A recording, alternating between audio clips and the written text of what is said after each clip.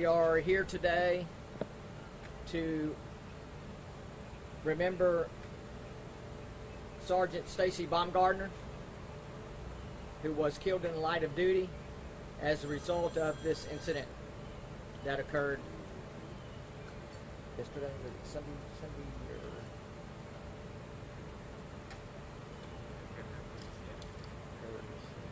occurred Sunday, on the events of Sunday. And we do not want to forget Adon Eladio Jr. also. We're here today to remember those innocent souls that were lost in such a innocent way that didn't have to happen. I can tell you now that a suspect is in custody. It is under investigation through the Department of Public Safety to get all the facts so that we can make an accurate determination of exactly what happened. What I can tell you is that a 911 call did go out to the Valero station at the corner of 242 and Highway 59. Sergeant Baumgardner, responding to that call, observed a male. I believe the call was a public nuisance. He tried to call out to the young man, detain him. He decided he did not want to be detained. Got in his vehicle, and a pursuit began. What happened after that is all under investigation.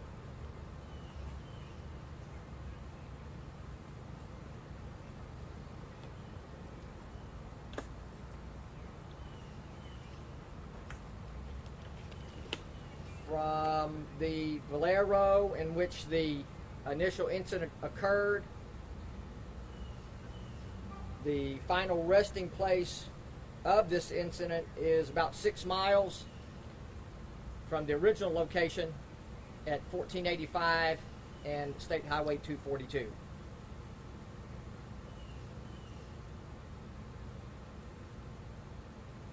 Currently, we have the investigators from DPS, Texas Rangers, also the Montgomery County Sheriff's Office, the Montgomery County District Attorney's Office, assisting in this investigation, essentially taking lead in this investigation. We are not here today to determine facts, pursue policies, or any of those types of things. We are simply here today to say that a tragic incident took place. And for that, we are all very sorry. Stacy Baumgardner, Sergeant Baumgardner, was doing his job. And as a result of him doing his job, he lost his life. As many other officers do every day, putting that uniform on, not knowing whether they will be able to go home to see their family ever again. Sergeant Baumgardner will not go home to see his family ever again. The little boy that also died will not see his family ever again. That's a tragedy. That's what needs to stop. Those types of incidents need to stop. For something so trivial. All the guy had to do was stop. Period. Is there anything that I have to cover? Okay. I'm going to turn it over to the District Attorney, Tyler Dunman, let him tell you a little bit about the charges and pending litigations. Yeah, Tyler Dunman with the Montgomery County District Attorney's Office. We are taking part in this investigation, working with the Department of Public Safety and looking at the totality of the circumstances, getting an idea of how this crash occurred and the events leading up to it. At this point, we do have an individual, Garrett Nee, who's been arrested and charged with multiple felony counts. He's in the Montgomery County Jail as we speak on a $1.3 million bond. His charges include felony murder, intoxication manslaughter ×2, and intoxication assault ×6 for the other individuals who were seriously injured in the other vehicle involved in this crash. At this point, there's a lot to do, as you can imagine, an investigation of this magnitude. We have multiple agencies doing that. DPS is actively involving lots of officers and troopers and detectives in doing that, and we have good faith in what they will do as we proceed in this criminal case. Again, we believe the individual responsible for this incident is in the Montgomery County Jail, and we look forward to presenting this case to a Montgomery County jury when that day comes in the 9th District Court. And that's all I have to say at this point. I don't know if the Chief would like to take questions. Well, I'll defer to him on that, and we'll go from there. We would like to, Lieutenant Carolyn Prickett is my administrative lieutenant.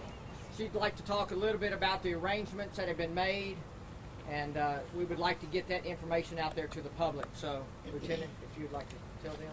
The visitation for Sergeant Stacy Baumgartner is going to be Thursday evening from 5 p.m. to 8 p.m. at the Kingwood Funeral Home located at 22800 Highway 59, Kingwood, Texas. The services will be at 10 a.m. Friday morning at the Woodlands Church, formerly known as the Fellowship of the Woodlands, and that also is located at number 1 Fellowship Drive in the Woodlands, Texas. What time is that, please? 10 a.m. Friday morning. I think most of you will want to be there. I think it's going to be a fitting tribute to Sergeant Baumgartner. If I could invite you, encourage you to be there, I would ask that you be there. Are there any questions that I could answer, or that I will answer? This might be for Tyler. What are you trying to understand as you go forward in this investigation? What questions still linger? Well, sure. I mean, anytime you have a crash investigation, you're talking about different causes, different speeds of vehicles, learning where people are coming from, where they're going, what their motivations are, different things like that. And those are things that take some time to calculate and investigate. We have a multitude of witnesses who are on scene that we're following up with, just to get an idea of what took place and how it all happened. So a lot of that's based on the physical evidence at the scene. A lot of it will be based upon our follow-up conversations with witnesses, and that takes time, and that's what we're in the process of doing. Does the suspect get, I don't know, some type of relief from the charges, because this guy actually returned to help not only the 11-year-old but the officer as well? I'm not understanding your question. You're saying, did he return to the scene? Yes, because he returned to the scene to help out. Yeah, I mean, he was arrested on scene. Again, we don't know necessarily what his motivation was and what he was doing in returning or coming, and that's what we're going to figure out. And whether that will affect the charges or not, we'll have to determine exactly what took place first. Now, for you, Chief, do you have a protocol of chase? We do have a protocol, but can you get close to the mic, please? We do have, but I'm not going to discuss this at this point. Do you think this could be prevented by your officer? No. I'm just something I'm not ready to talk about today. Are there any of the policies, Chief, that you guys have in place that you think could help shine a light on what has happened in the tragic incident? Policies. We're not talking about policies today. I'll talk about policies. The policy in place is a state law. It's called evading in a motor vehicle, and it tells citizens that if you're approached by an officer, if you're being detained by an officer, the idea is that you cooperate, and especially if you've been involved in criminal activity. That's the policy. It's state law. It says you don't get to flee in a motor vehicle from an officer, and if you do, you face the consequences of that, which is why this individual is in the Montgomery County Jail under these charges. That's the policy. That's the state law that's in effect here, and that's what we're going to move forward on in this case. Well, my question is not regarding what the person did, but I'm talking about the officer, because it was not only the officer that got killed in this accident, it was an innocent kid that got killed. And we understand that, but we can't. It's cause and effect. you know, a crime has been committed, so we just let this guy get away, you know, a cause and effect. Something had to be done, and it was. I wish it could turn out different, but we didn't start the cause. Okay? Have you all heard back from the hospital on what his blood alcohol content was? I'll tell you, you know, obviously in a case like this, samples are taken and that sort of thing. All those have to be analyzed, and I don't have any results yet on any type of toxicology. Do you know what the grounds for the intoxication charges were? I can't go into that specifically. Obviously, there's if someone's charged with intoxication type offense, there's going to be clues, indicators that the person was under the influence, and then that's what the charge is based on at this point. That's all I can say. Do you guys have any update on the status of the other victims who survived the crash? Sure, I can speak to that. Some of them are still in serious condition. Some of them are recovering, you know, quite well. We pray that all of them make a full recovery. But they did have some severe injuries in this crash. But at this point, some have undergone surgery and different things, but they're doing okay. They are stable. And I heard that the suspect kicked out a window of a police car at the time of his arrest. I can't go into, you know, his conduct afterward. Just tell you that he was arrested and put in the Montgomery County Jail. Chief, I understand not wanting to discuss the policies. Can you explain why you guys don't want to go into that right now? Is it because of the investigation, or why don't you guys want to talk about that? It's simply overall. Could you step forward to It's the- simply overall scope of the entire investigation. Today, we are here mourning the loss of a little boy and a young officer. That's what we're here today for. Okay.